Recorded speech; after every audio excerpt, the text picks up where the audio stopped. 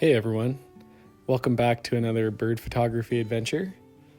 So today my dad and I went on a bike-powered birding adventure here in Ottawa. It was a super great day, and I always love combining two of my favorite passions, bikes and birds. So we met up on the William Commanda Bridge in Ottawa across the Ottawa River and headed towards Mud Lake to enjoy the spring boom of warblers. The islands just off this bridge here are home to many gulls and double-crested cormorants, as you can see.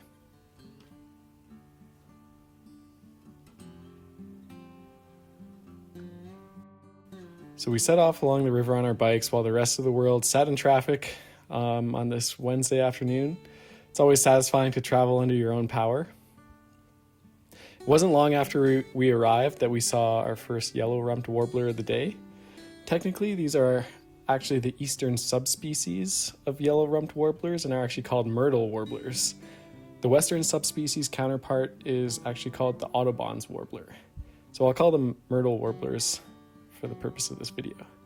We also quickly saw our first eastern kingbird of the year. This is one of my favorite birds. They're small but mighty and are often seen aggressively chasing off much larger birds in order to protect their nests. It also catches insects in midair with super quick acrobatic flights, which is pretty cool to see. Then we saw one of our main target species of the evening. So meet the palm warbler. This is a tiny songbird famous for its non-stop tail wagging. It's one of the few warblers that actually spends a lot of time walking on the ground instead of staying high up in the trees. Despite the name, it rarely lives near palm trees as well. These birds actually breed in the bogs of northern Canada and migrate thousands of kilometers south for the winter. So yeah, even though they're super tiny, they're really tough long distance travelers, and yeah, they're built for life on the move.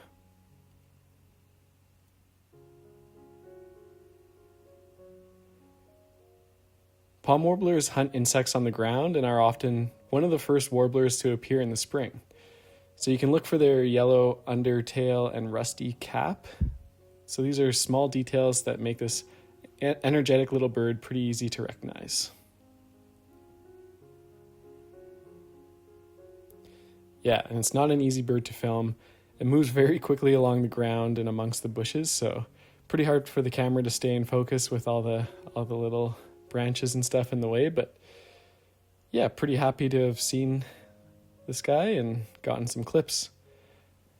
I only saw them for the first time very early last spring, and then I didn't see them again for the rest of the spring or summer, so it seems like this time of year, early May, is kind of the time to see them here in Ottawa. I think here you can actually see some of the insects that it's foraging for.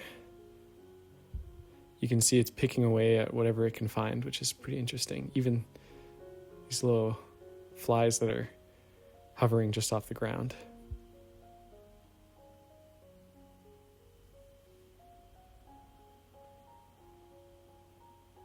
We also saw a few of these white-crowned sparrows on the ground near the parking lot. Yeah, I love these little guys. I think they have a really cool head. Not long after, a few other birders pointed out this northern parula way up in the trees. This is another beautiful bird and the first one of 2026 that we've seen. It's a species that I've only seen a handful of times before, and yeah, I've always seen it from quite a distance. There's plenty of Canada geese around to see up close though. And also this cute little mallard just resting on the shore. But hidden in the reeds nearby was this muskrat as well. I've seen this guy over here at Mud Lake a few times this spring already. It's cool to get some clips of it. Another myrtle warbler. And then the day's most unexpected lifer, a rusty blackbird. This was the first rusty blackbird I've ever photographed. It's a species I honestly didn't even know existed until recently. Maybe I've seen these before and just thought that they were grackles or red-winged blackbirds, but you can see here how it's actually all black and has some white around the eye. These birds migrate across Canada and the northern United States, often feeding on insects, small fish, and seeds in shallow water. Sadly, their population has dropped sharply in recent decades, making them a conservation concern. This decline is mainly caused by loss and degradation of wetlands, especially from logging, agriculture, and development, along with climate change drying out northern breeding areas. So spotting one in a wetland is now actually considered a special site. It makes a pretty interesting call. Thanks to my dad's Merlin app for picking it up and to help us spot it. We continued on looking for more warblers. The trees nearby were full of these myrtle warblers. And it's really amazing how they really come through in waves at this time of year. Then another exciting sighting. A Cape May warbler. This is a stunning warbler that I've only seen a few times before and have never really been able to get a good in-focus photo of. So it was pretty awesome to get some video clips of this one as well. The Cape May warbler is a small, brightly colored songbird that breeds in the boreal spruce forests of Canada. Males are known for their striking yellow bodies, dark streaks, and their unique chestnut cheek patch. During migration, they travel all the way to the Caribbean and Central America, where they often feed on nectar, fruit, and other insects. In Canada, they play an important role in controlling spruce budworm outbreaks. Despite their beauty, they're often high up in the canopy and are often a lot easier to hear than see, so I felt super lucky to get a couple photos and some video footage of this one.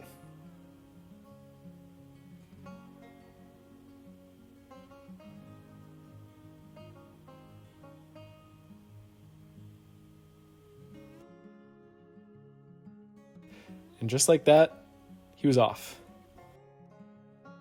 But it wasn't long until a curious downy woodpecker came right up to us. I imagine it's used to people giving it food here. Either way, it was pretty cool to watch this cute little woodpecker up so close to us. We were both saying we don't think we've ever seen one this close before. I was zoomed all the way out on my lens just to even get it into the frame.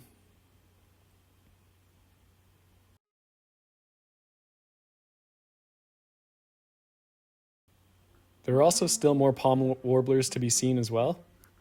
Although they could be hard to spot at first, if you stood still in the right spot for long enough, the forest floor almost felt like it was coming alive with them.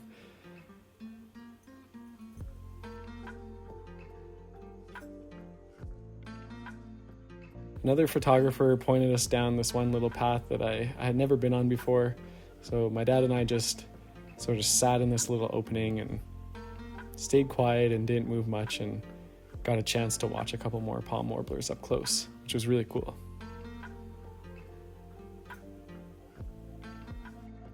And of course, couldn't come to Mud Lake without taking a few clips of the wood ducks.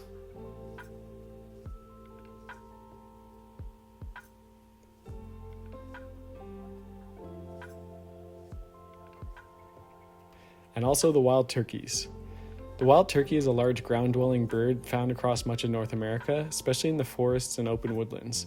Males are actually called gobblers and are known for their fan-shaped tails and dramatic courtship displays. One of their most unusual features is the snood, a fleshy, flexible flap of skin that hangs over the beak and can change size and color depending on its mood. Wild turkeys forage on the ground for seeds, insects, and plants, and are surprisingly strong flyers over short distances. It was a great evening at Mud Lake, and it was time to make our way back home. But we had one more special encounter along the bike path. A massive beaver. This guy was pretty hefty for sure. I also think we were witnessing it eating grass here, something I didn't even realize beavers did. Overall, they do prefer woody plants, but grass does make up a small part of their diet as well.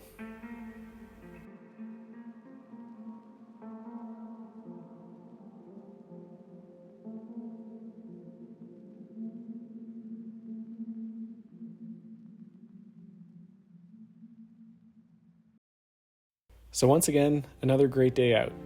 We're definitely lucky to live in a city like Ottawa where exploring nature and seeing wildlife is as easy as jumping on our bike and heading to one of the many easily accessible green spaces around town. I encourage you to go out and explore green space nearby wherever you live. Even if it's in the midst of a big city or suburb, you may just find it to be a secret paradise for wildlife, hidden away from all the hustle and bustle of the city. If you're like me, you may even find it to be a place where you can easily reconnect with nature and find peace without having to even step into your car and travel a long distance for.